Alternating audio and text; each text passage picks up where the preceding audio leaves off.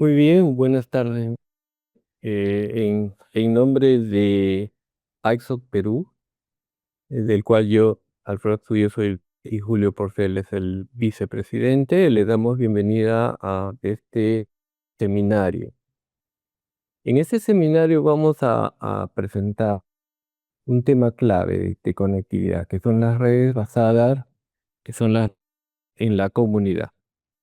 Estas redes basadas en la comunidad corresponden a un enfoque que es Promote Internet Society. Es un enfoque que la Internet Society promueve a través de todo el mundo, donde hay experiencias muy relevantes en continentes o América, ¿no? En el enfoque de redes comunitarias basadas en la comunidad es para reducir brechas digitales de una manera sostenible, justo en aquellas comunidades, aquellos ambientes donde no llegan formales. En este seminario vamos a hacer un barrido de cómo modelo, los beneficios que generan y cómo podrían adaptarse a nuestra propia. Este seminario va a ser para nosotros como AESO Perú un primer paso desarrollando progresivamente los conceptos de redes comunitarias y futuros proyectos de redes comunitarias en ese país. Para este seminario nos va a acompañar como expositora Claudia Córdoba. Claudia es instructora ISOC de redes comunitarias y anteriormente ha sido directora de evaluación y seguimiento del CONCITEC. Como panelista estarán Carlos Valdés, director de la carrera de Ingeniería Electrónica en la UPC y anteriormente viceministro de Comunicaciones. Como panelista además nos acompaña Luis Montes, que es profesor en la UNI y también en la Católica, y ha sido anteriormente ejecutivo del FITEL, del Fondo de Telecomunicaciones, que actualmente se llama. Solo quiero decir que he tenido el placer de trabajar, ha sido una buena experiencia. En, en este caso, entonces, los voy a dejar con Claudia para iniciar el webinar. Gracias. Gracias, Alfredo. Gracias por la invitación. Voy a proceder a compartir la presentación. Muchas gracias por la invitación. Es un gusto estar siempre en todas las actividades que hace el capítulo peruano de Internet Society. En esta oportunidad, como decía Alfredo, lo que voy a presentar son las herramientas que tiene Internet Society disponibles para los capítulos nacionales de ISOC para la implementación de estas redes comunitarias.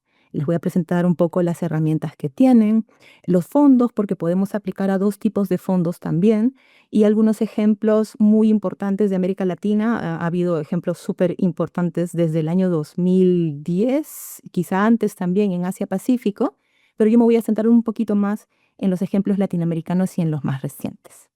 Solamente mis primeras 3 láminas van a ser para el contexto y aquí van, ¿no? Bueno, esta lámina un poco, ustedes ya la han visto en el evento que tuvimos nosotros en noviembre del año pasado. Allá abajo están los links donde pueden ustedes descargar los materiales de las presentaciones que tuvimos el año pasado. Pero básicamente, aunque los porcentajes de cobertura aumentan, igual la brecha digital, la brecha continúa, ¿no? Entre las personas que no utilizan Internet. Por ejemplo, en Lima, que es la ciudad, que es la región mejor conectada del país, tenemos igualmente un 11.3% de personas que no pueden conectarse al Internet. Y ese porcentaje crece hasta el 41.6% cuando hablamos de la población que vive en zonas rurales. Pero ese 20.6% de, de brecha que tenemos es justamente las personas para las cuales el uso de Internet le puede dar mayor impacto en sus vidas, ¿no? ¿Por qué pasa eso? Pasa porque nuestro modelo actual es top-down, es así de rígido. A las comunidades solamente se llega a través de la oferta de las empresas de telecomunicaciones, que son con fines de lucro, así que si no hay rentabilidad no llegan, y también a través del Estado, ¿no? El Estado tiene 2 canales para llegar a esas comunidades. Es el canal directo a través de las inversiones, como por ejemplo la Red Info, la Red NACE, y el canal indirecto, que es a través de incentivos, ¿no? Por ejemplo, la expansión por canon de espectro, también los OIMR, que vamos a hablar dentro de un ratito también. Pero este esquema es muy rígido y solamente conviene en zonas donde hay rentabilidad y son las que han sido priorizadas por el Estado. Y el Estado peruano, como todos los estados, tiene limitaciones, entonces no va a llegar necesariamente a todos. ¿Y qué cosa surge aquí el concepto de la tercera vía? La tercera vía es precisamente las redes comunitarias, redes que se forman desde la misma comunidad. No las instala un operador, no vienen desde el Estado, son redes que se forman desde el diseño hasta la implementación, la operación, el mantenimiento, todo es a cargo de la comunidad. No es como alguna gente dice solamente es internet gratis, no. Es toda una infraestructura que monta la comunidad a mí lo que me parece más interesante de este modelo es que la comunidad se apropia de la tecnología y eso tiene un montón de beneficios finalmente que también vamos a ver dentro de un ratito y eso es lo más interesante de una red comunitaria. Entonces, esta, en la página, en esta página en la que sigue, hay un paper que escribió Alan Ramírez, que es un compañero, es un amigo que también hace parte del grupo de trabajo de redes comunitarias del capítulo peruano de Internet Society. Seguramente que está por ahí conectado a esta sesión. Em, Él hizo este documento que a mí me parece muy interesante y saqué esta información que ellos hicieron un cálculo, que más o menos esta brecha residual peruana está conformada por 50.000 localidades rurales que no son rentables ni tampoco están priorizadas por el Estado.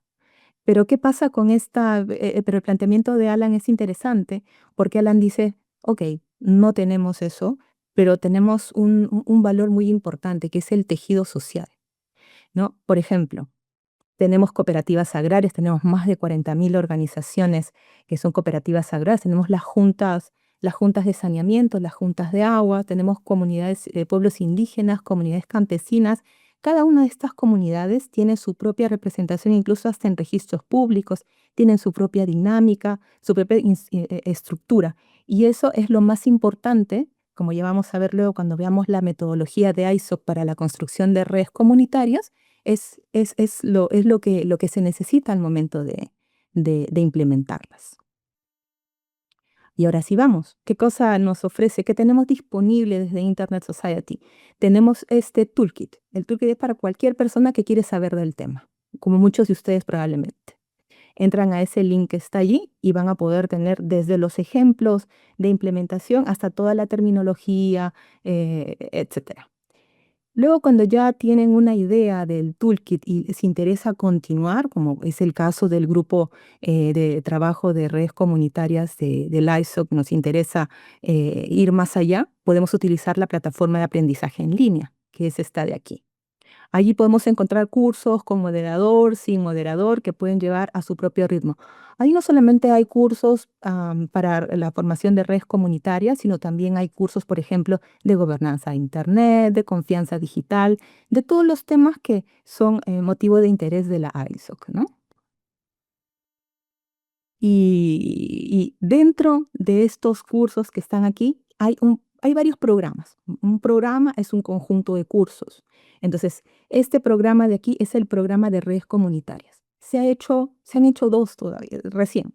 En el 2025 se inició el primer programa de redes comunitarias, es en el que yo tuve la suerte de participar. Este programa consta de 5 cursos que tomas en línea en la página que les mostré hace un ratito, pero sobre todo al final de llevar esos cursos hay como una especie de selección que hace el instructor o los instructores del curso y seleccionan a unas personas para llevar el taller práctico, ¿no? En nuestro caso, como 5 miembros de Internet Society de Perú, participamos y de ahí nos seleccionaron a 2 personas para llevar el curso práctico en La Paz, ¿no? Y eso es esas son algunas de las fotos de este taller físico. Fue una experiencia increíble, una experiencia muy buena. Fuimos cerca de 20 personas de capítulos nacionales de Internet Society de toda América Latina. Ahí había de Ecuador, Panamá, Costa Rica, República Dominicana, Argentina, Bolivia, Perú, em, de un montón de partes. Y lo que hacíamos es, tuvimos una semana de configurar antenas. Ahí están viendo las fotografías de las antenas. No hay que ser ingeniero para esto. Muchas de las personas que estaban entre los alumnos eran antropólogos, sociólogos, funcionarios públicos. Por ejemplo, había un funcionario del Ministerio de Transportes y Comunicaciones de Colombia. Los backgrounds son diversos. Entonces, em, los cursos los llevamos los primeros días del año 2025 y culminamos a final de año en La Paz. Este año, a comienzos de año y a finales del año pasado también se abrió la segunda cohorte, digamos. Las personas llevaron también los cursos en línea y va a haber un taller presencial en Bogotá, en Colombia, ahora en mayo de este año. Entonces ya no hay mucho tiempo para entrar a ese programa, pero yo los invito a ustedes que me están escuchando, pueden entrar a la plataforma de aprendizaje en línea, llevar los cursos y probablemente para el próximo año se esté abriendo otro programa más y podrían participar presencialmente. Si llevan los cursos, ya saben, nos avisan y nosotros estamos con la mejor disposición de apoyarlos en los cursos. Hicimos cosas desde subirnos a una antena, a configurar, a una torre, perdón, para atar, para sujetar las antenas. Hicimos las calibraciones. Fue una aventura muy interesante en Bolivia. Y les invito mucho para que se animen a hacerlo. Aparte de las oportunidades de capacitación, ISOC también tiene fondos. El fondo más importante es este programa de subvenciones para la conectividad, ¿no? El Central en Comunidades, el CCC, que tiene fondos desde $50.000 por 12 meses, que son para implementar una nueva solución de conectividad, el modo escalamiento, que es hasta $200.000, que es por 18 meses, y la modalidad de sistema, que es una cosa cuando uno quiere replicar algún caso de éxito que ha ocurrido en un lugar y lo quiere replicar de manera nacional, internacional, regional, etcétera, puede aplicar estos fondos. Tienen algunos requisitos mucho más estrictos que los dos anteriores, pero igual están abiertos para los capítulos de los países, ¿no? Y el otro fondo es el de Beyond the Net, que es un fondo de la Internet Society Foundation, que es para el soporte de los capítulos, ¿no? Entonces, hay un área un área de enfoque del capítulo que puede ser, por ejemplo, redes comunitarias, y se puede también postular a estos fondos. Ahí, para cualquier cosa, es comunicarse con el capítulo peruano. Hay un correo ahí que está al final de la presentación. Entonces, hay fondos. ¿Qué cosa más hace ISOC? Hace también políticas, ayuda en la elaboración de políticas, las promueve. Y justamente ahorita en noviembre del año pasado publicaron este estudio acerca de las políticas de concesión de licencias para la conectividad centrada en la comunidad, ¿no? Presenta unos casos muy interesantes que estoy colocando aquí, pero igual en el link pueden revisar con mucho mayor detalle. Pero, por ejemplo, en el Perú no hay, al menos de lo que yo he revisado, no hay ni siquiera mencionan las redes comunitarias de la manera en la que les estamos conversando ahorita, ¿no? Lo que se ha hecho sí es ahondar en una figura que es el operador de infraestructura móvil regional, que vamos a ver en un ratito, pero más que eso no hay, ¿no? En cambio, en Argentina sí hay, sí se reconocen a los operadores comunitarios, ¿no? Tienen un régimen mucho más simple. En Kenia hay una licencia flexible. Y lo que me parece interesante de México es que le dan la titularidad como titularidad, eh, como título legítimo de licencia, perdón, a las comunidades indígenas y locales, ¿no? Entonces son tres de los ejemplos que pueden ver en este documento. Y ahora, ya eso fue un poco de las herramientas que se pueden utilizar. ¿Cuál es la metodología de ISOC para implementar una red comunitaria? Tiene 3 pasos. La primera es la parte más difícil, es la parte de la evangelización, es la parte del trabajo de campo. Una red comunitaria, como decía, no es internet gratis, es conocer a la comunidad, es hacer trabajo de campo con ellos, Como una amiga Rachel, que es de ISOC Panamá, me comentaba, ellos incluso tenían que traducir los materiales del castellano al lenguaje de la comunidad nativa para que ellos pudieran entender en su lenguaje propio, pudieran entender cómo funcionan las conexiones, cómo funciona la transmisión, qué va de aquí para allá, para que tengan confianza en lo que están haciendo, ¿no? Hay un grupo de gente también, necesitamos de todas maneras tener gente que pueda hacer el mantenimiento de la red y la operación de la red en la comunidad, gente técnica. Obviamente no va a haber gente, no va a haber ingenieros, no va a haber técnicos. Una de las labores de los capítulos, una de las labores de los voluntarios precisamente es instruir a los ciudadanos en estas cosas, ¿no? Nosotros que nos graduamos como instructores técnicos tenemos la misión de enseñarles a todo quien necesite aprender cómo funciona. El segundo paso, como digo, esa es una parte súper difícil, puede tardar años, ¿no?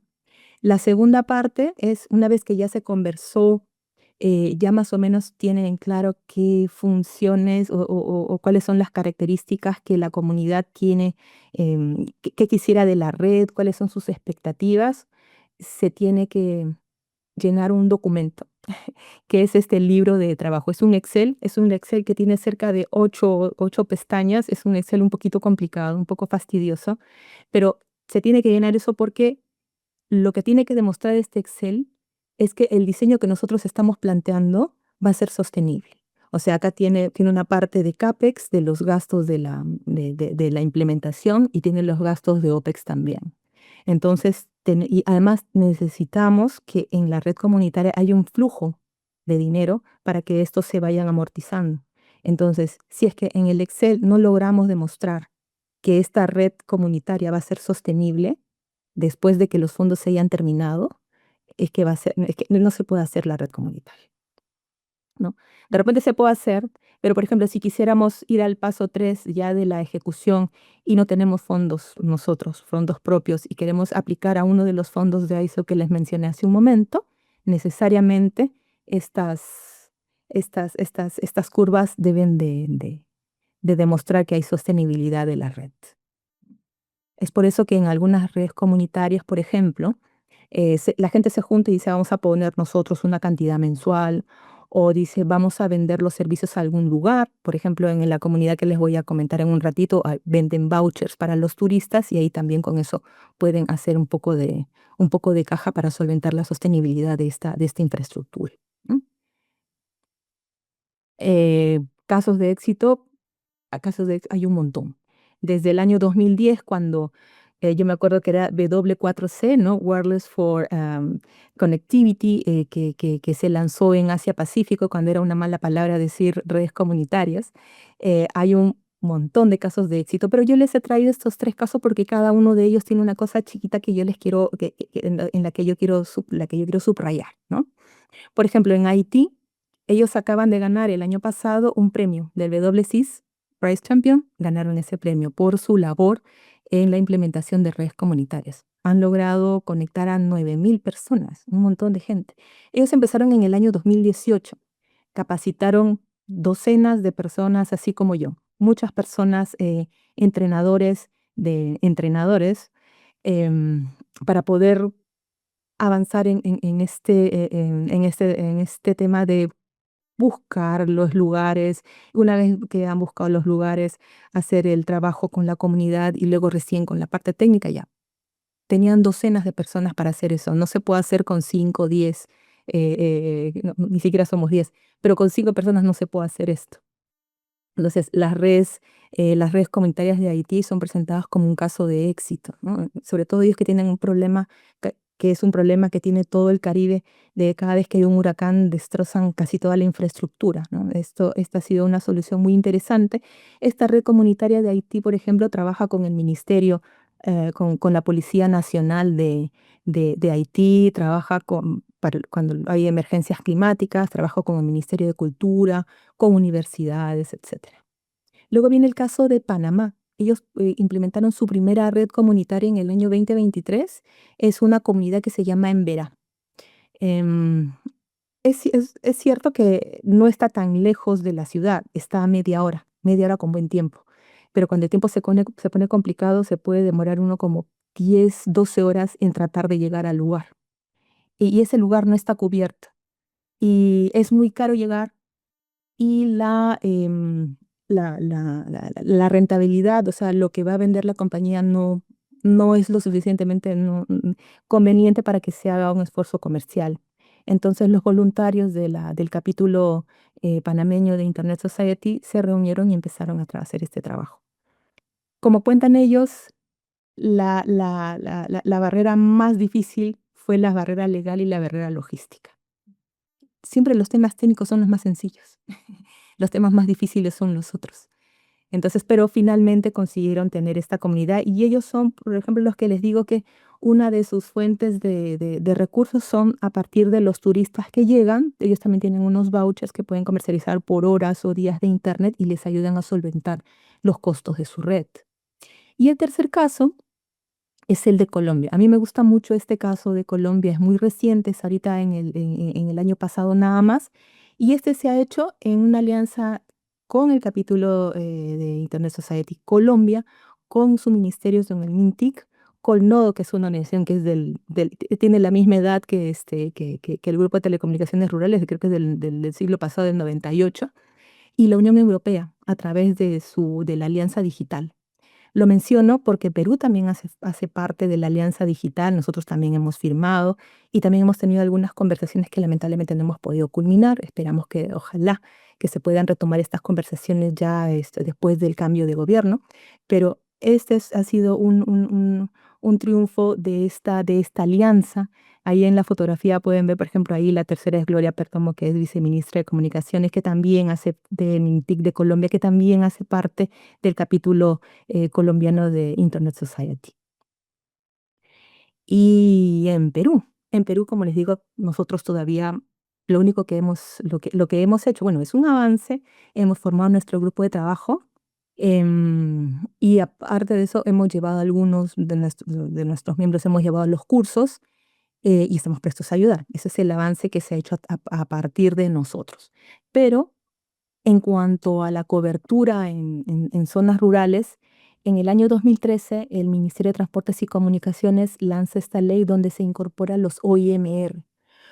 ¿Qué es un OIMR? Es un operador de infraestructura móvil rural. Aquí en la figura se ve mucho más claro, es esta parte verde. Los OIMR tienen la infraestructura, ellos se encargan de implementar, de desplegar la infraestructura, pero quien da el servicio son los operadores, son la parte, el número uno que dice la red core, y están los operadores que todos conocemos, ¿no? Iteratel, Movistar, Entel, Claro, Vitel. Entonces, ellos brindan sus servicios, utilizan las torres, que suelen ser torres multiproveedor. No tendría mucho sentido tener una red por cada proveedor. Y son los OMR que se encargan de dar el servicio al usuario final. Es directo, así como de directo es la relación entre el proveedor y el usuario en las ciudades, es igual. Solamente se utiliza la infraestructura del OIMR. Em, Empezaron en el 2016.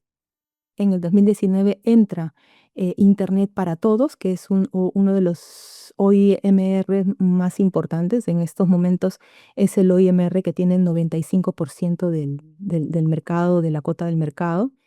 Y están estas otras dos, ¿no? Mayutel y Hey2. Y hay una gran cantidad em, de OIMRs que han quebrado, ¿no? Justamente por eso también es que nada más que la semana pasada, el 15 de abril, venció el plazo para el envío de opiniones de la consulta pública sobre modificaciones de las normas de los OIMR, ¿no? Em, Esperamos que en los próximos meses haya alguna novedad sobre este tema. Pero eso es lo que en la manera en la que se ha em, utilizado esta figura, ¿no? Yo quería ponerles aquí el caso de Internet para Todos, el caso completo, la PPT completa, incluso la grabación de la especialista de Internet para Todos está aquí abajito, está entre los materiales de la página web de Internet Society. Fue un evento grande que hicimos 2 días del año pasado.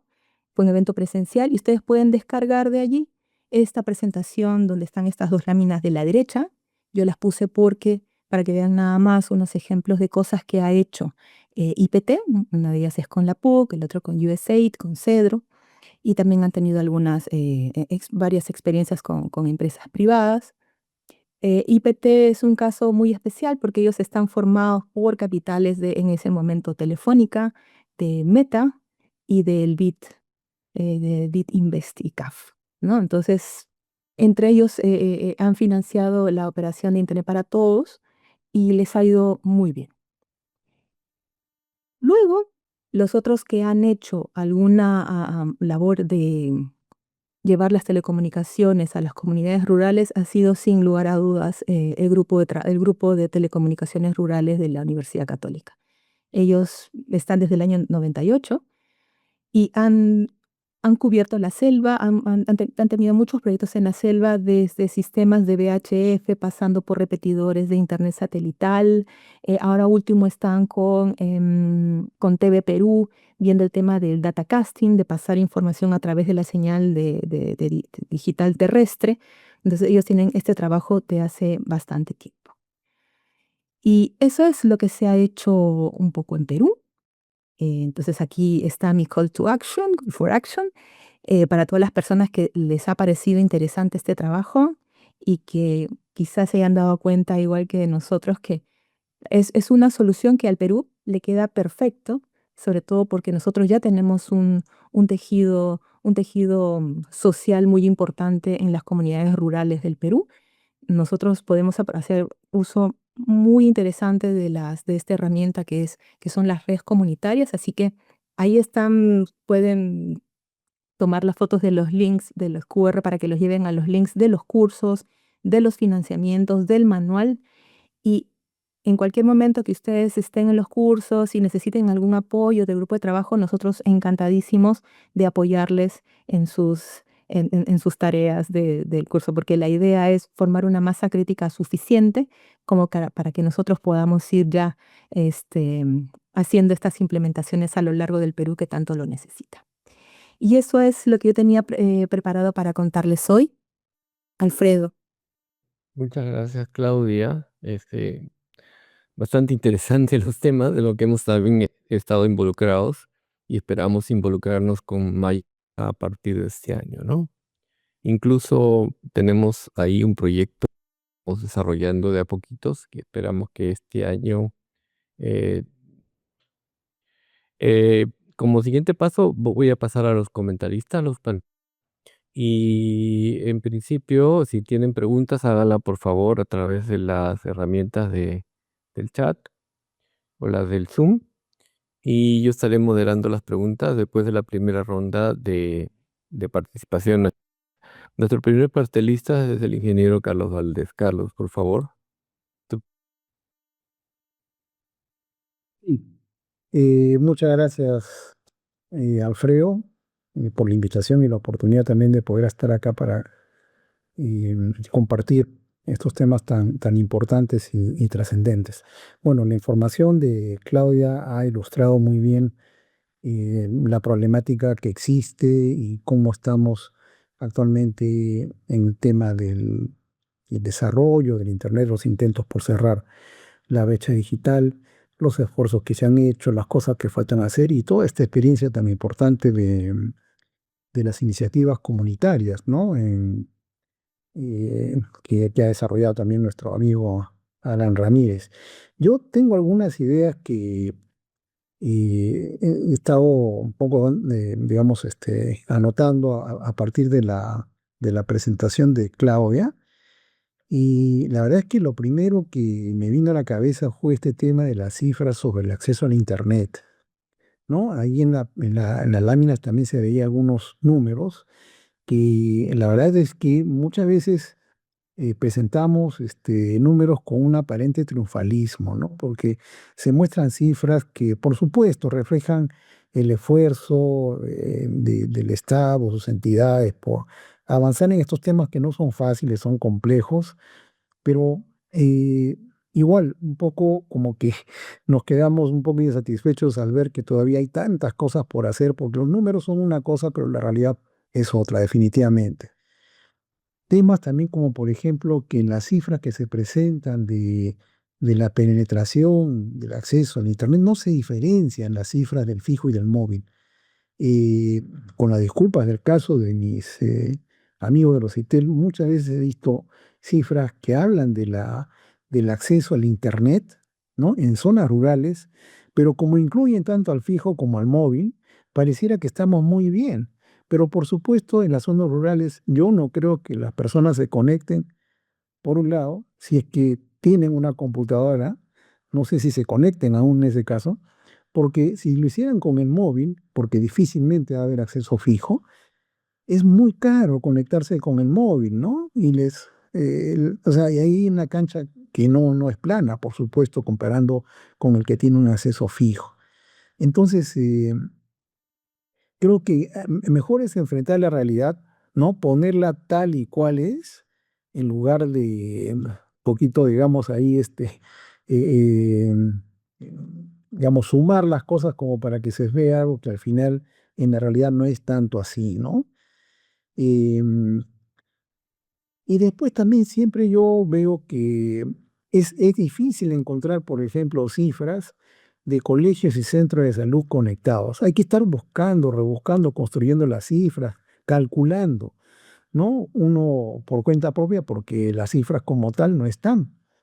Y hay colegios que de repente están conectados, pero eso significa que solamente está conectada la oficina del director o directora del colegio, pero no las aulas. Eso nos ha pasado en la universidad, en la UPC nos ha pasado por un proyecto que hicimos el año pasado. Estaba conectado al colegio, pero la directora no era consciente de eso y tampoco había presupuesto para llevar ese punto. Eran 94 ahí por segundo simétrico para llevarlo a las aulas. Pero bueno, para buena suerte del colegio, nosotros habíamos ganado un proyecto de la IEEE, Tech for Good, y con los fondos que recibimos pudimos llevar la conectividad a las aulas, ¿no? Comprando todos los equipamientos y cosas necesarias. Pero pasa eso, o sea, no hay cifras, ¿no? Y para esto también sabemos que en los proyectos del Estado, del MINEDO, el MTC, y muchos colegios no califican y quedan librados a su suerte. Y nadie después los ayuda porque el sector no abre la problemática y entonces quedan ahí varados a su suerte. Y sé mucho menos del caso de los centros de salud. Otra cosa más también es respecto de las iniciativas comunitarias. Creo que son muy importantes, ¿no? Me ha hecho recordar la palabra comunitaria a la radiodifusión comunitaria, las radios comunitarias que existen en el Perú y hay muchas. Y en la última oportunidad que estuve en el ministerio tratamos de impulsar eso, pero igual no llegamos a conocer la problemática de fondo y cuántas realmente existen y cuántas de esas radios comunitarias ni siquiera están registradas o autorizadas por el ministerio, ¿no? Y a mí me preocupaba a veces que de repente la dirección a cargo de la supervisión y control pudiera de repente incautarles los equipos, imagínense, ¿no? Tremendo daño que ojalá que nunca haya ocurrido, pero pero en ese tema, ¿no? Yo creo que en cuanto a las iniciativas comunitarias, e incluyo también a esas radios comunitarias, por supuesto, pero ahorita estamos hablando del Internet, este, que se podría empoderar y potenciar más con políticas públicas, ¿no? Políticas públicas que se construyan desde el reverso. Hay un libro de bastante tiempo atrás del sacerdote Gustavo Gutiérrez, cuyo título era del reverso de la historia, ¿no? Es decir, desde el lado de los olvidados, digamos, ¿no? En este caso que también para efectos del caso que estamos viendo son los desconectados, ¿no? Siendo peruanos como todos con los mismos derechos, sin embargo, hay muchas personas que no logran pues conectarse y su desarrollo como seres humanos es sumamente limitado.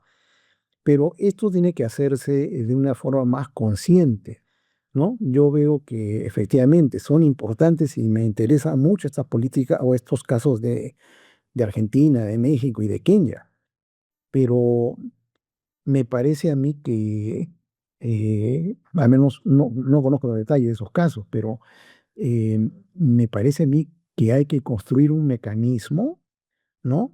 Para que estas políticas públicas se realicen en conjunto con las regiones.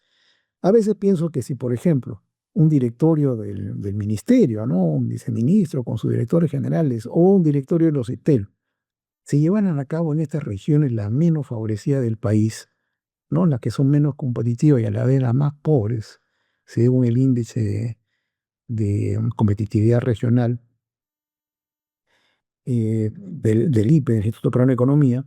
Imagínense llevar a cabo directorios ahí, ¿no? Por las autoridades responsables, los sectores responsables. Yo creo que las políticas que se elaborarían no serían las mismas que las que se elaboran sentados en un escritorio en Lima. ¿Por qué? Porque la visión, la ubicación, estando en el lugar, habiendo generado un mecanismo formal para realmente construir políticas públicas, ¿no? Y empoderar realmente estas iniciativas y potenciarlas más. Porque muchas veces yo lo que veo es que, bueno, Claudio lo estaba comentando, o sea, todo el tiempo que puede demorar también desarrollar estas iniciativas comunitarias, estas redes. No es fácil, ¿no?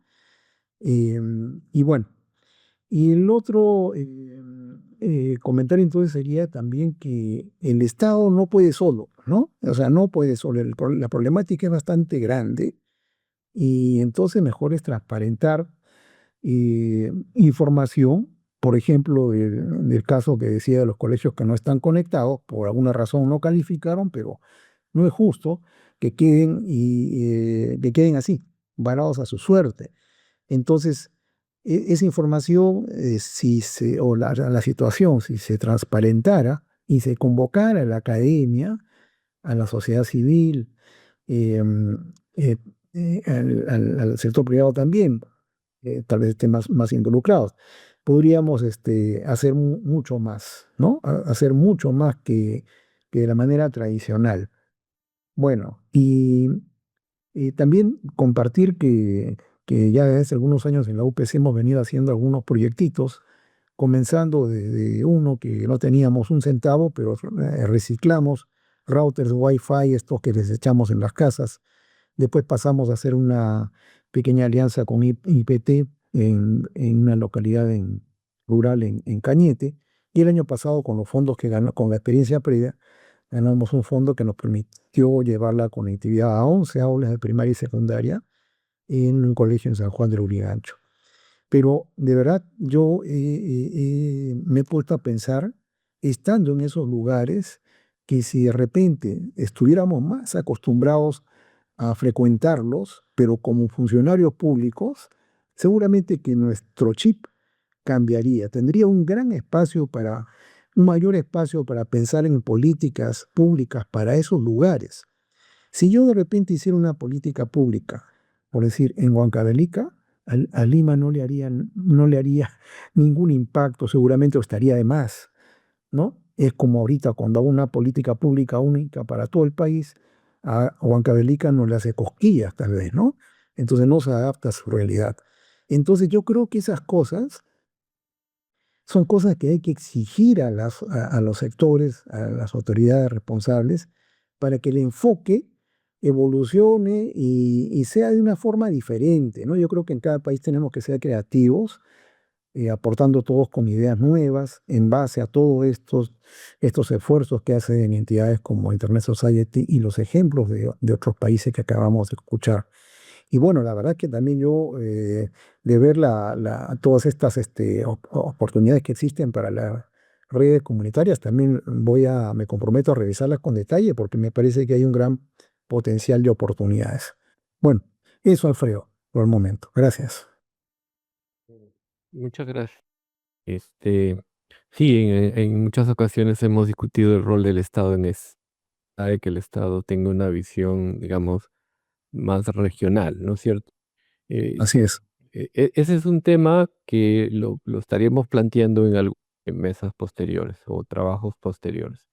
Ahora me gustaría darle el paso a Luis Montes, tus comentarios, por favor.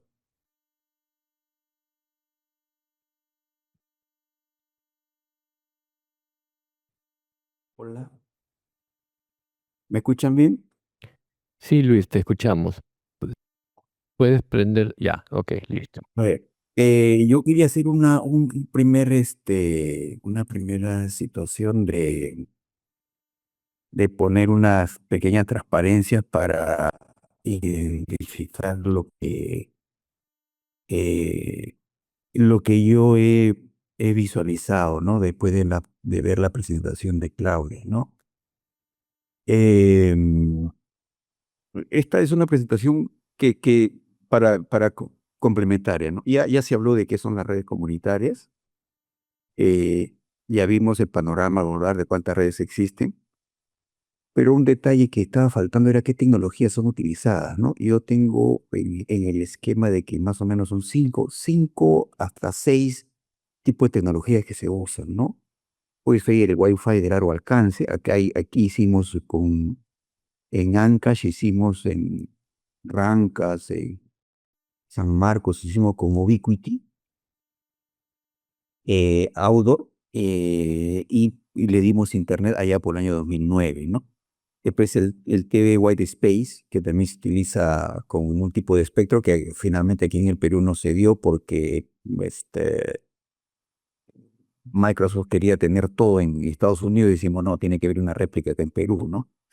Luego la parte satelital, que todo el mundo sabe que ahora con Starlink, con SpaceX, pues estamos yendo hacia comunidades más pequeñas que están organizadas. Y la parte celular, ¿no? La parte celular que para mí es fuertísima en todo el Perú. Otra de las cosas que yo veo, y es que no hemos hablado de los sistemas de gobernanza, ¿no? Y es el efecto, yo creo que más diferenciador de lo que significa hacer redes comunitarias, ¿no? ¿Por qué? Porque ahí tiene que haber una participación muy equitativa, tiene que haber transparencia financiera, tiene que haber mecanismos claros de resolución de conflictos y una capacitación continua de los miembros. Además, algo que aquí no hacemos es la revisión periódica de tarifas y de políticas, ¿no? Ahora, ¿qué riesgo veo yo en gobernanza, no? Y que también pasa en el Perú, ¿no? Que a veces una comunidad es capturada por élites locales o por algunos caciques, ¿no? O como le llaman en otros sitios los apus, ¿no? ¿Y por qué eso también pasa? Porque no hay un relevo generacional técnico, ¿no? No estamos capacitados, ¿no? Y a veces se depende de un solo líder. Se va el líder, que es lo que algunas veces han visto, se mata a un líder y todo el proyecto se cae, ¿no? También hay conflictos de tarifas por acceso preferencial, porque hay alguien en el pueblo que puede tener más plata que el resto, pues si quiere un acceso tipo preferencial. Y uno de los riesgos más fuertes que tiene la gobernanza es la interferencia político-partidaria, ¿no?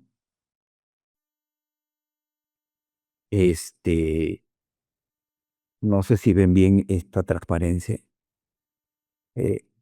Y yo tengo los datos de los que ha presentado Claudia y tengo algunos que me preocupan mucho, ¿no? Que hay muchas iniciativas en distintas etapas de madurez, pero casi siempre son las mismas regiones, Loreto, Callao, Puno, Cusco y por ahí Huánuco, Huancavelica, ¿no? No hay más. Y creo que deberíamos mirar todas las iniciativas que tiene el INITEL, ¿no? Y por supuesto, los de la PUC, de la GTR, ¿no? En el cual hicimos el proyecto de Tucán 3G, cuando yo era el director ejecutivo de FITEL, ¿no? ¿Qué otra de las cosas es que son duras? Y decirlo, si ya Carlos la mencionó, es la rentabilidad, ¿no? La rentabilidad, pues nadie quiere ir en donde no tengo sostenibilidad operativa, ¿no? Y aquí un problema es la capacidad de cubrir los costos de operación y mantenimiento, ¿no? Porque estudios de ustedes mismos, ¿no? De Internet Society, que alrededor del 65-70% de redes comunitarias maduras logran cubrir costos operativos, ¿no?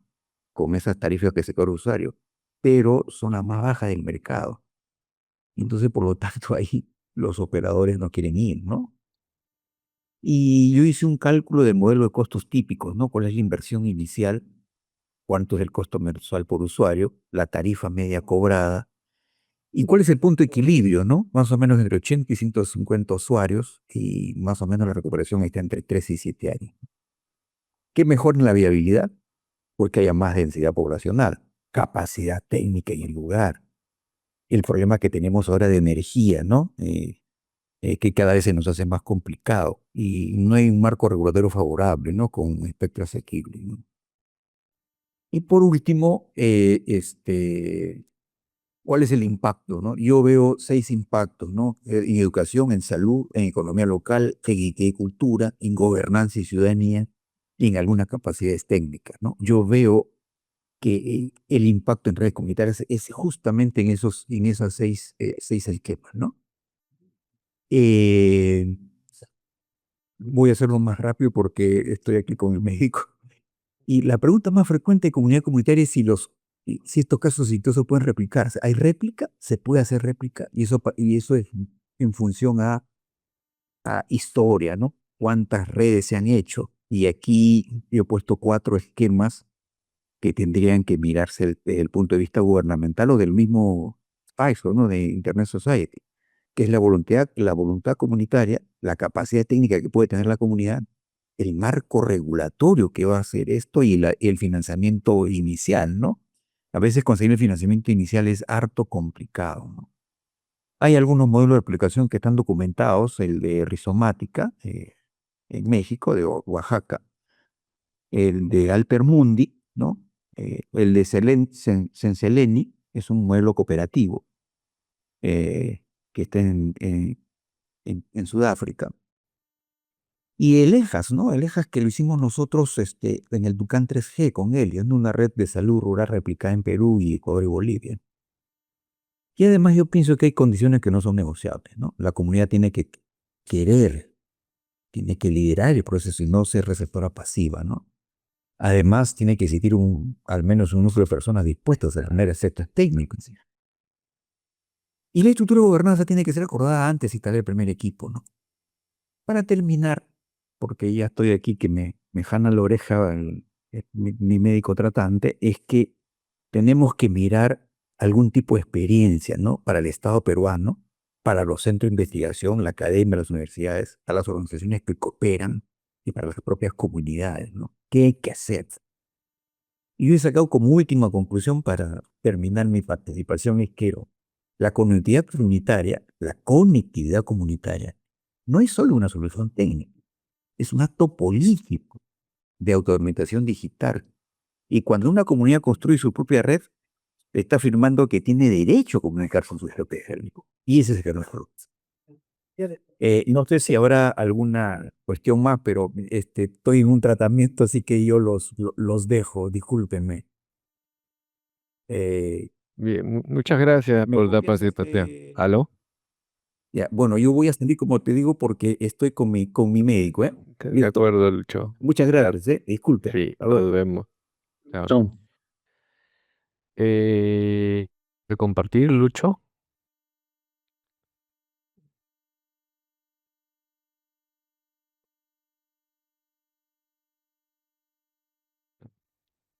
Creo que se olvidó de dejar de compartir. Eso se puede.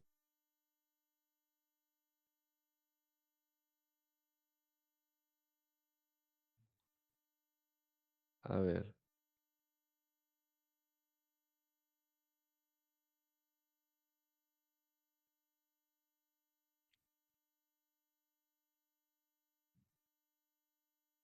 Bueno, mientras tratas ahí está. Ok, Ya, ahí se listo. pudo. Sí, mire. eh, Vamos a tener un poquito de tiempo para sobre la autodeterminación digital.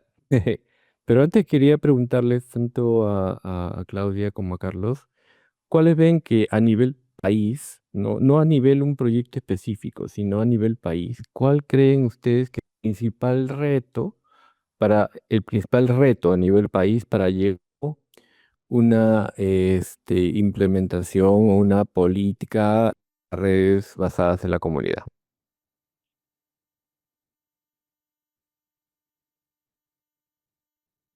Me captaron la pregunta, preguntas del público. Cualquiera puede responder, no hay problema. Bueno, a ver si me permiten entonces de repente eh, adelantar una idea, ¿no?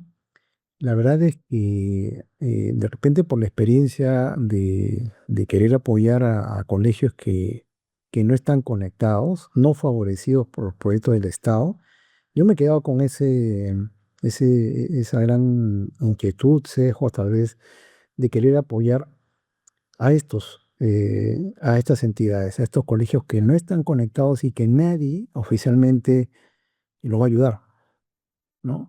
Ahora, los colegios además son un punto clave, ¿no? Y hay de diferentes tamaños. Hay colegios muy pequeños, como uno que intentamos ayudar en un asentamiento humano en Chosica, en la época de la pandemia. Hay colegios como, por ejemplo, ya un poquito más grandes, como el del anexo rural San Juan de Roldán en Quilmaná Cañete, que le dejamos una red intranet nada más, no está conectada al internet, ¿no? Con Smart TV en cada aula, 3 salones pequeños, 75 niños. Y por ejemplo, el hacer esto, que en realidad, claro, no los conecta al internet, pero sí soluciona algo al menos, ¿no? De poder brindar con una herramienta tecnológica una mejor calidad de enseñanza. Y en este último colegio, ¿no? También de llevar pues el punto de internet que estaba en la oficina de la directora, las 11 aulas con sus proyectores, ecran, tablets para los profesores y eso, ¿no?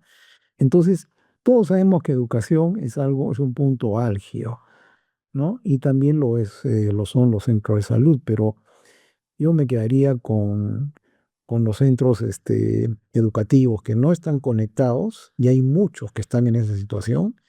Entonces, eso además decía que es un punto álgido y es un punto muy importante dentro de una comunidad, porque si la comunidad ve que se está tratando de alguna forma de dar una solución, no la óptima de repente, subóptima esta de hacer intranets, pero aportan para el propósito de mejorar la calidad de la educación y nivelar un poco la cancha, ¿no? De la diferencia que existen. Entonces, yo la verdad es que ahorita estoy bastante más sesgado, inclinado a apoyar lo que es la educación, ¿no?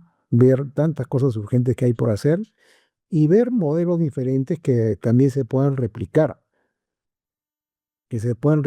por grupos de voluntarios que hay en las universidades, alrededor de la IEEE, capítulos estudiantiles de diferentes sociedades, ¿no? Que se suman, los chicos, los jóvenes se entusiasman mucho por apoyar. Puede ser temporal su apoyo, pero son muy entusiastas, comprometidos, y las experiencias de vida, además que se llevan, lo llevamos todos, son sumamente gratificantes, ¿no? Entonces yo creo que, bueno, yo al menos por ahí me inclino, ¿no? Porque hay mucho por hacer y bueno, eso es lo que quería aportar. Gracias, Carlos. Bueno, Sí, Claudia.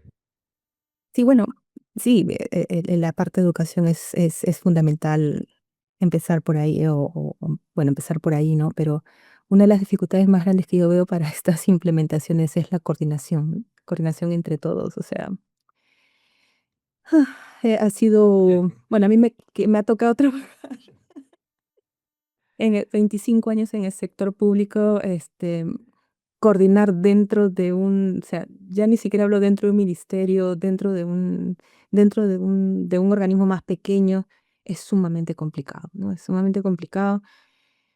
Em, por eso es que creo ya un poco desencantada de las de las soluciones muy grandes, ¿no? Un poco yo estaba yéndome en la idea que en algún momento le escuché a Eduardo Ismoes, por ejemplo, ¿no? Que él ya no esperaba mucho del sistema, del sistema de CTI del país, sino que él estaba empezando a pensar más bien en las innovaciones, no regionales, sino locales, ¿no? Entonces, por ejemplo, y para esas innovaciones locales, para esas acciones locales, se presta súper bien una implementación de comunidad, de red comunitaria, una red comunitaria que empiece desde abajo, desde la misma comunidad. Yo siempre he pensado que hay un actor que no lo estamos aprovechando, que es como decía Carlos, son los estudiantes universitarios. Ese es el lado académico. Yo recuerdo mucho em, cuando veíamos en el Concitec el tema de la evaluación de los investigadores, el tema de los bonos al docente investigador, y ahí me meto en un tema, en vez de estar, me acuerdo mucho cuando nos llamó a una reunión el Ministerio de Economía y Finanzas para ver nos decía, hacemos un bono docente investigador más, ¿no? Duplicamos el bono docente investigador que se le da a los que están inscritos en el RENACIT, o hacemos otra cosa, ¿no? Lo que nosotros planteamos en ese momento para los docentes, planteen otra cosa, porque es un bono docente investigador donde está la parte de investigador por ahí, que eso es lo que tiene que ver un poco, pero hay una parte del docente también, y la ley universitaria hablaba de o la responsabilidad social también de la universidad. Entonces, por ejemplo, podemos unir estas dos cosas. De repente, este, parte del bono de docente sea una actividad de impacto social importante, ¿no? O sea, y que se den bonos a los profesores, a los docentes que hagan actividades que tengan impacto local. O sea, en las universidades, en las regiones, son precisamente las universidades que están ahí las que conocen la realidad del lugar y pueden sugerir, y puede hacerse un trabajo muy interesante de redes locales apoyados por la universidad con el incentivo de un bono para el docente. Es más, en otros países, en España, por ejemplo, se ha hecho un cambio en el reconocimiento de los investigadores. Ya no solamente están premiando que tengas un montón de papers en revistas indizadas, sino lo que está valiendo ahorita es el currículum, las actividades. Ya no te dicen, si tienes 20 artículos, tienes 20 puntos. No, te dicen, tienes solamente oportunidad de presentar 5 artículos y eso vale eso es base tu puntaje por los artículos. Pero aparte hay otros rubros de la premiación, digamos, del reconocimiento de un investigador que tienen que ver con impacto local, con impacto en la sociedad, de lo que ellos estén haciendo. Y si estos profesores, por ejemplo, implementan soluciones interesantes en las comunidades, pueden tener un alto puntaje ahí y ahí podríamos estar matando varios pájaros de un solo tiro, ¿no? Entonces, eso es lo que, un poco desencantada de las soluciones muy grandes y un poco tendiendo hacia las soluciones mucho más pequeñas, mucho más acotadas. Se necesita de todas maneras el apoyo del Estado en cuanto, por ejemplo, en la apertura normativa para las redes comunitarias que en el Perú no hay, ¿no? Pero ahí nosotros podemos ir haciendo algún poco de incidencias de Internet Society con el MTC para ver de alguna manera facilitar la comprensión de estos conceptos. Yo sé, hace muy poquito que yo conversaba con algunos funcionarios del MTC que estaban súper convencidos de esto y que podían apoyarlo, pero lamentablemente no sé en qué situación se encuentren ahora. Hay demasiada rotación de los especialistas en el Estado en estos momentos, pero sí hubo un momento en que se pudo haber hecho muchas cosas desde el MTC, desde el CONCITEC, desde los fondos, por ejemplo, de la Alianza Digital. Se pueden hacer muchas cosas. El asunto es ahora esperar un poquito de estabilidad y mientras esperamos ese poquito de estabilidad, quizás ir viendo estas operaciones, estas acciones pequeñitas en estos sitios pequeñitos para ir avanzando, porque cada día que esta gente está desconectada es terrible para su vida, ¿no? Eso, Walfred. Sí, bueno, Tu vamos, micrófono. el tema es que no sé cuánto tiempo vamos a esperar, o sea, ya hemos esperado 10 años más. Y la situación, discúlpeme poquito crudo, pero la situación no mejora, empeora. Actualmente la situación del Estado como un protagonista del desarrollo no está mejorando, está empeorando. Nosotros esperando que estas elecciones nos den un impulso, o sea, que trabajamos de alguna forma en esto, ¿no? Esperamos que eso ocurra, ¿no? Pero sí, entonces, sí, el hecho de, no creo que debamos, hay un tema así bastante claro que es, hagamos lo que podamos hacer en nuestro ámbito de propia actuación. Aunque sea un proyecto, aunque sea 2 proyectos, aunque sea una mesa, un desayuno discutiendo problemas, pero algo que hacer. Eso se lo digo porque yo observo claramente que en el Estado, en toda la comunicaciones, se ha ido estancando. Si bien el tema de los OIM es interesante, no existe en la política de telecomunicaciones, ley que es de los años 90, la ley de telecomunicaciones no existe una visión de telecomunicaciones que esté alineada a los desafíos de este nuevo siglo, por el cual ya estamos en el cuarto siglo, ¿no? O sea, estamos estancados. Y política digital nunca ha llegado a cuajar. Tenemos una política digital, una política de transformación digital, así le llaman, pero que en la práctica es solamente un documento muy largo, muy extenso, inviable de ejecución. Entonces, yo solo lo quería mencionar, ¿no? Porque necesitamos que el Estado establezca las políticas que permitan el desarrollo, pero obviamente no podemos quedarnos, ¿no? No podemos quedarnos a esperar, eso es lo que dice Claudia, ¿no es cierto? Actuemos en el ámbito local, actuemos en el ámbito que podemos actuar. Hay disponibles un proyecto, 2 proyectos, 3 proyectos. Es muy meritorio lo que hace la UPC con Carlos Valdés, por ejemplo, ¿no? Es muy meritorio lo de la PUC, que tiene años haciendo. Y bueno, yo tengo otra pregunta aquí que tiene que ver justamente con lo que hace, es normalmente nosotros nos centramos cuando hablamos de redes comunitarias en lo rural.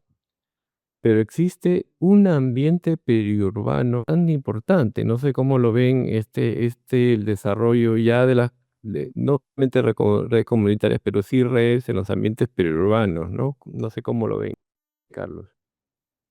Sí, sí, bueno, totalmente de acuerdo. Especialmente en la época de la pandemia, creo que salió a flote la gran problemática que estaban sufriendo estos sectores. O sea, periurbano, digamos, asentamientos humanos, ¿no?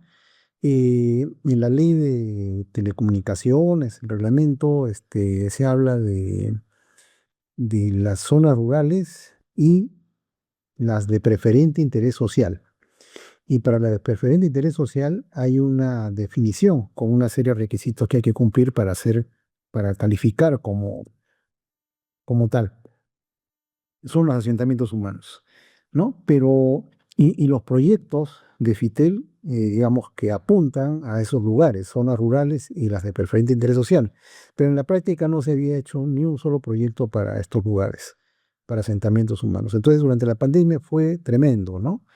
Y, y justo pensando en eso fue que comenzamos nosotros con un proyectito en un asentamiento humano en Chosica, pero lamentablemente solo pudimos hacer una prueba de concepto con los routers Wi-Fi reciclados, reconfigurados y todo, pero no pudimos dejar una instalación porque había inestabilidad. Era complicado porque los niños todavía estaban en sus casas y la repetición dependía mucho de la atenuación de la señal y no era estable. Bueno, pero la cosa es que hay una problemática ahí, ¿no? Hay una problemática bastante fuerte y necesitaría un enfoque particular, ¿no? Claro, ¿por qué no ha habido nunca un proyecto para estos lugares? Seguramente porque están muy cerca de las zonas urbanas y se ha priorizado pues las zonas más alejadas, ¿no? No hay nada escrito al respecto, pero es mi conclusión. Pero sí habría que ver, ¿no? Y ahorita relaciono lo que tú preguntas, Alfredo, con esta definición que existe de los centros poblados en el Perú. Es una definición única, ¿no? Y cuando presentamos las cifras de todo lo que nos falta cubrir para cerrar la brecha en todos los centros poblados, escucha, son miles, pues decenas de miles que faltan, pero eso, y como incluye hasta los centros poblados con 5 o 10 personas totalmente dispersas, eso a mí me parece que no es nada fino, ¿no? Deberíamos tener una clasificación diferente porque al final las soluciones van a ser diferentes también, ¿no? Entonces, o tendrían que serlo. Entonces, zonas caracterizadas como asentamientos urbanos, humanos, la periferia, ¿no? Tal vez también por requerir un reenfoque, ¿no? Otras soluciones. Y bueno, hay bastante por hacer ahorita, a raíz de lo que tú comentabas, se me ocurre que así como hemos escuchado todas las experiencias que ha presentado Claudia. em, de repente Internet Society podría acercarse, por ejemplo, a la academia. A mí me encantaría generar una reunión con los chicos de la carrera de Ingeniería de Redes y Comunicaciones, ¿no? Aunque es una carrera en la UPC para gente que ya trabaja. Pero últimamente estoy intentando, ¿no?, de que ellos hagan proyectos de investigación, sus proyectos de tesis alrededor de estas situaciones problemáticas que tenemos en el país, donde hay lugares desconectados. Y en algunas oportunidades he invitado a nuestro común amigo Rudy Valdivia y a otro amigo más, Wilfredo Fanola, ¿no?, que preside el capítulo de electrónica en el colegio. Para lo mismo, para motivar, ¿no? No es fácil, ¿no? Pero ahí estamos, insistiendo como para que el tema se pueda contagiar. Pero Claudia decía, ¿no? Hay bastantes universidades y con capítulos estudiantiles de Comsoc, de IEEE. Eso quiere decir que son estudiantes que son cercanos al tema de telecomunicaciones porque estudian electrónica o estudian telecomunicaciones. Entonces, ahí hay una masa de gente con espíritu de colaboración y de repente necesitan, que generemos oportunidades, ¿no?, para que ellos puedan estar presentes, ¿no? O acercarnos a Internet Society, o de repente ver la manera de que Internet Society vaya también a la universidad y ahí generemos estos espacios, ¿no? Y de verdad que hay bastantes cosas. De estos proyectitos que hicimos en los colegios que antes comenté brevemente, yo le he llamado, digamos, a eso a propósito del tema de investigación y de Concitec, les he llamado transferencia tecnológica social, porque hay todo un tema de los proyectos que nosotros hacemos y se hacen en las universidades, y luego viene el gran desafío de ver cómo esto se transfiere al mercado, cosa que es todo un desafío porque la problemática no es fácil, hay que construir todo el ecosistema, ¿no? Pero en este caso, por ejemplo, que uno desarrolla una solución tecnológica, uno la instala en lugar, en el colegio, por decir, y es aceptado. Nadie te lo va a cuestionar. Por supuesto, tienes que poner algo que funcione, ¿no? Pero hay una transferencia tecnológica que ha sido diseñada entre alumnos y profesores y se ha puesto ahí a funcionar. Y eso también es gratificante, bueno, y hasta se puede publicar como experiencia, ¿no?, en alguna conferencia o journal, ¿no? Entonces, yo creo que se trata también de irnos acercando para generar oportunidades, ¿no? De acuerdo, Carlos. Claro. ¿Tienes Sí, algún bacán. comentario? Entusiasmadísima por la idea, yo me apunto. Hay muchas oportunidades, de hecho. Cuando estuve revisando también los casos de éxito de redes comunitarias, sí hay redes comunitarias en periferia de ciudades. Hubo en Nueva York, en una de en las áreas un poco peligrosas, un poco desatendidas de Nueva York. Sí habían redes comunitarias en la época de pandemia, todavía continúan, utilizaban Mesh, todavía he visto que están todavía los listados de los nodos. Me parece que está funcionando, voy a revisar. Después en Colombia había una red, la red INC, que era una red para comunidades indígenas, negras y la C no me acuerdo de qué era, que era una red también que era periurbana.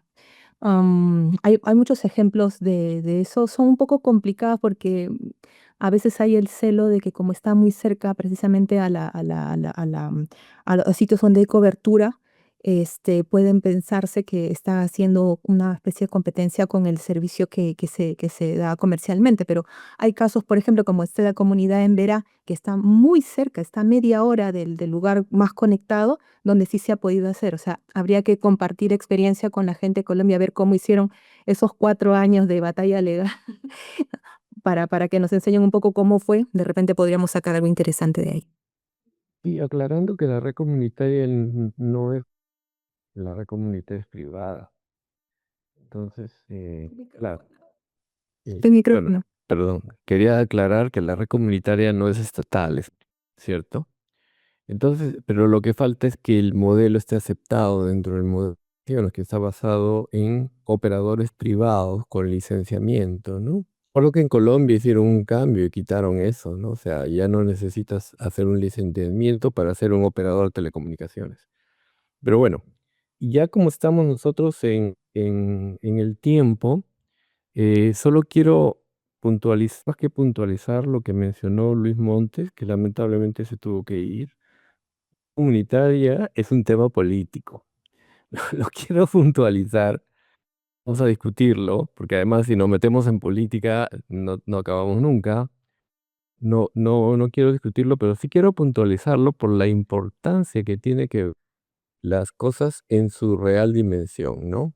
Y en su real dimensión, una red comunitaria no es técnica solamente, no es económica solamente, no, es una integración de factores políticos, sociales, económicos, gestión y técnicos. Y eso es con lo que yo quería, digamos, un poco actualizar, y por eso es tan difícil lograrla, ¿no? Y bueno, yo creo que ya estamos a tiempo. Quería, antes de agradecer mencionarles que la PPT y la grabación va a estar colgada en la página web, que es la isoc.pe. Ahí pueden ir al evento, en el mismo evento, o sea, en el banner del evento los va a conducir a donde vamos a colgar los documentos. Están colgados los documentos de presentaciones, están colgados también los documentos, los videos de anteriores, obviamente colgados a través de YouTube. Entonces, y además en la página web tenemos un observatorio que presenta los principales datos de actividad del país. Les invito a todos a que visiten la página web y tienen mucha información y van a tener mucha más, que no solo vemos conectividad, vemos otros temas también ahí. Y entonces, para terminar, agradezco a Claudia, agradezco a Carlos por su participación. Y les comunico que esto no va a ser una solo webinar. Tenemos un plan, otro webinar, pero sobre todo crear, Carlos, un espacio de discusión con todos los stakeholders. Un proyecto ambicioso, bastante ambicioso, a ir armando este año, ¿no? Y obviamente te tomo la palabra para ir y ver si se puede generar un capítulo estudiantil de redes comunitarias o algo. Y con eso agradezco a todos su participación. Los esperamos en el próximo seminario, va a ser a finales de mayo, relación a educación. Educación, ¿qué tan Internet en la educación? Esa va a ser nuestra discusión del seminario. A continuación vamos a tener otro seminario que es la brecha digital, más que conectividad. Entonces, tenemos bastantes cosas que hacer en la ISOC.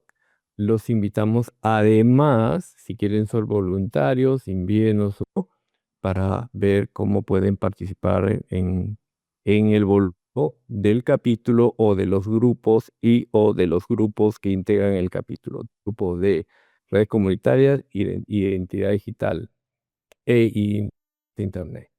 Bueno, eso es todo por ahora. Muchísimas gracias por su participación y nos estamos viendo en los próximos eventos. Muchas gracias. Muchas gracias Un también. gusto, hasta luego. Muchas gracias. Hasta luego.